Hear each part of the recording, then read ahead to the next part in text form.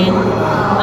Kasi hindi porke nasa showbiz ako, alam mo yung inaano ka ng VIP, alam mo yung ganon. Hindi binibigay, hindi sa dahil sa Sylvia ako or artista ako, doon sila nagbe-base, hindi. Doon sila nagbe-base mismo sa movie.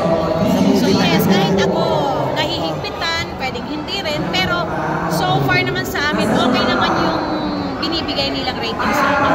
So, karamihan talaga sa na-distribute mo ngayon, mga pambata?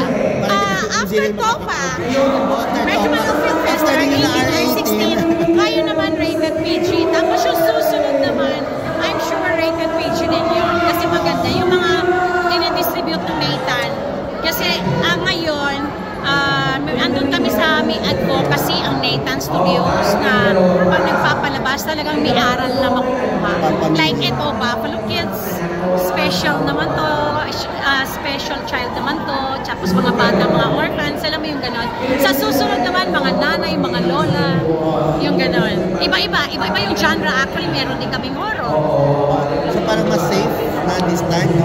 Ang mga ipoproduce ay di-distribute nila. Yes, kasi pupunta na lang naman ako sa ibang bansa, maghahanap ako ng pwedeng ipalabas dito. So makakapamili ka. Kung magandahan ka, dibilhin mo. Tingin mo kapatid dito, dibilhin mo. Choice mo. Sylvia, without... Monster ngayon, umaano pa rin, di ba? Umiikot pa rin. Pero may pinalabas pa rin yung Japanese, may libreng Monster, yes. Meron, yes. Yung Monster, oo. Sa inyo pa rin yun eh, di ba? Tapos yung Topak, meron kaming tuloy-tuloy yung negotiation doon. Hindi lang kami nag-stop doon sa ibang bansa, pinadala sa Metro Manila Film Festival.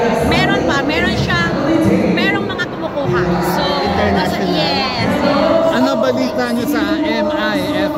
Hindi na talaga tuloy? Hindi, March 4, 5, 6, 7, 8. Pupunta kayo? Pupunta naman kami doon. Bakit naman hindi? Gusto namin matry din yun. And kung sa Metro Manila, sa MIFF, meron din ibang mga meeting na magaganap doon. So, maganda. How true wala ng awards night doon? Hindi ko pa alam yun. Wala na nga Hindi po. pa namin alam. Hindi ko alam. Kasi first time ko, so hindi ko alam. Pero Ibian, habang nag-distribute ka, tuloy pa rin yung produce mga local movies. Anong gumigiling nyo ngayon ng movie?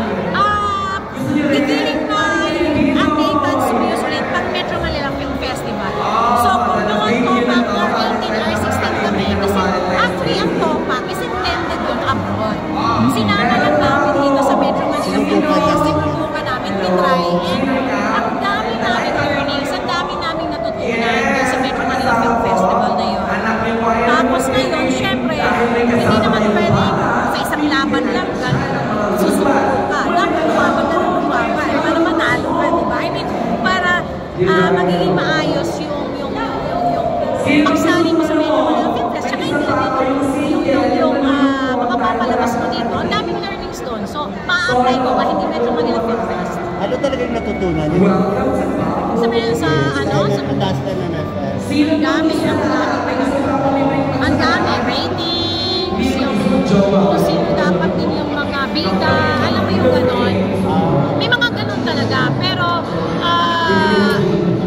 tawag yan, ayokong magsasalita, pero di ba, alam naman natin kung ano nangyari doon sa Metro Manila Film Fest. So, ang daming natutunan, Pero hindi ka sumuko. Ay, bakit ako susuko? May kwento ni Lorna, may movie raw kayong gagawin na may bidang dalawa.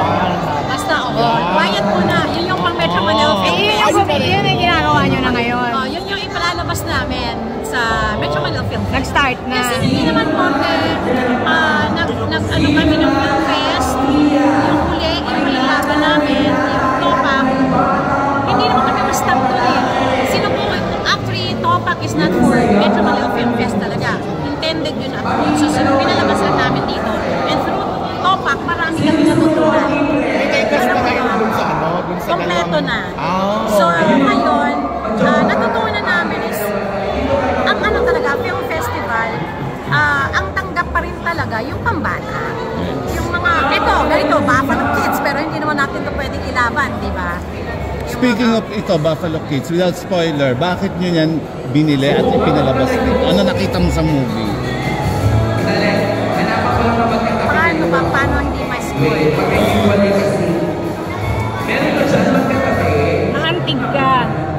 Oo.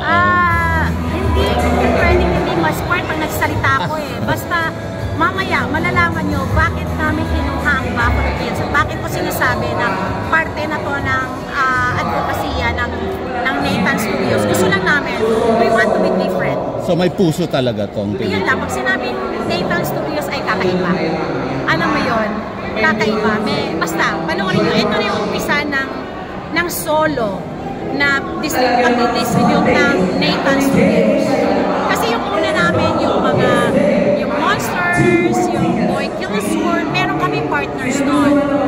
So this time, itong Buffalo Kids at sa mga susunod na ilalabas ng Nathan Studios, solo na namin. So amin na to. So ito yung path na gusto namin.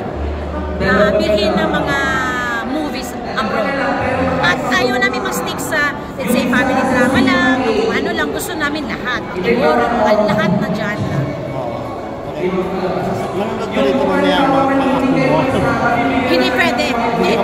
4 months pa siya. Oo, Oo, 4 months pa siya, so hindi pwede.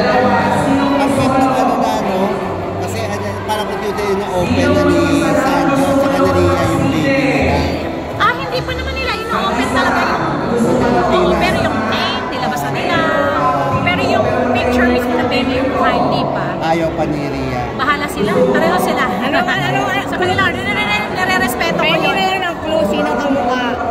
Ayun na nga, kamukha nga ni Sanjo, kakulay ni Arjo.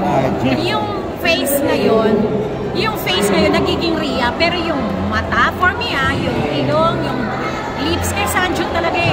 Gusto niyo makita, sige. Ugali, ano na ang pinagagalawa ngayon?